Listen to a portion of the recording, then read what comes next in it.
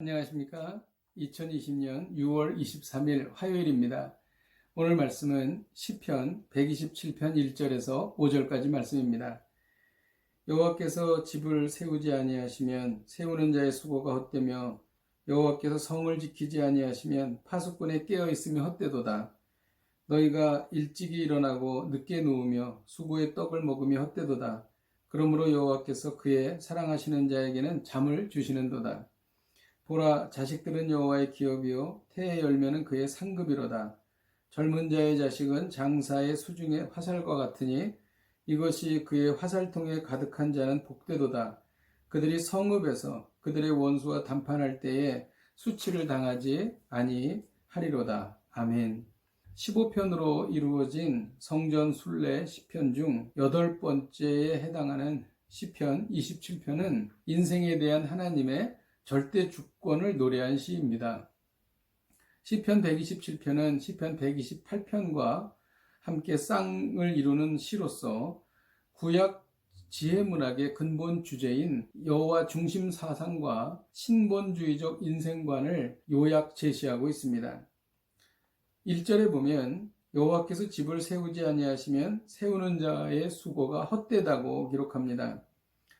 시편 127편의 주제는 하나님께서 함께 하시지 않으시면 인생의 모든 수고는 헛되다는 것입니다. 하나님께서 함께 하시지 않으면 집을 세우는 것이 헛되다고 1절에 기록합니다.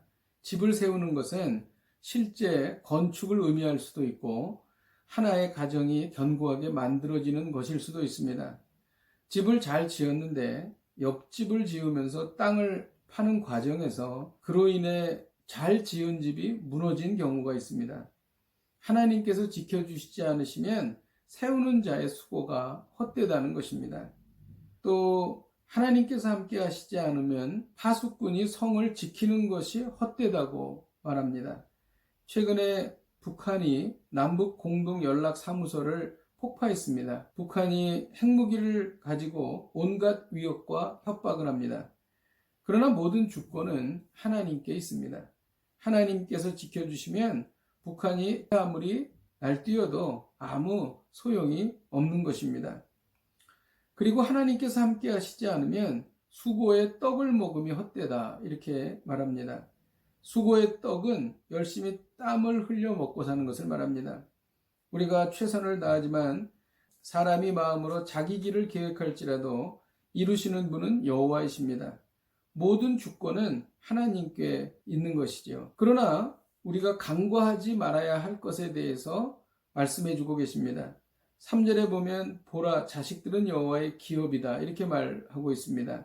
고대 사회에서 가장 대표적인 축복으로 여겼던 것, 그것이 바로 자녀의 축복이었습니다.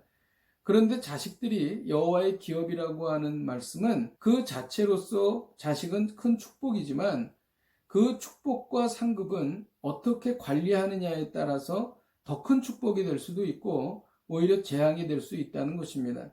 그것이 여호와의 기업이라는 말씀의 뜻입니다. 그래서 부모된 자로서 하나님께서 주신 자녀를 말씀대로 양육해야 하는 것입니다. 그렇게 할 때에 젊은 자의 자식은 장사의 수중에 화살과 같이 되는 것입니다. 또한 성문에서 원수와 담판할 때에 수치를 당하지 않게 된다는 것이죠.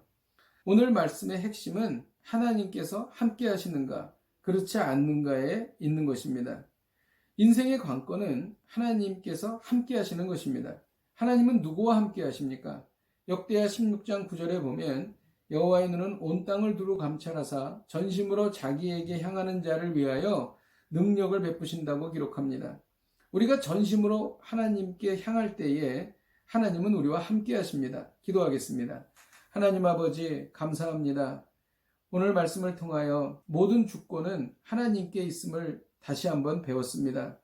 하나님 아버지, 우리가 전심으로 여호와를 향하여 하나님께서 우리와 함께 하시는 인생이 되게 하여 주옵소서. 예수님의 이름으로 기도하였습니다. 아멘. 할렐루야. 오늘 우리는 여러 가지 일을 경험하게 될 것입니다. 삶을 살아갈 때에 전심으로 하나님께 향하는 영적 태도를 유지해서 하나님께서 우리와 함께 하시는 복된 하루가 되시기를 주님의 이름으로 축복드립니다. 오늘도 말씀 붙잡고 승리하십시오. 내일 뵙겠습니다.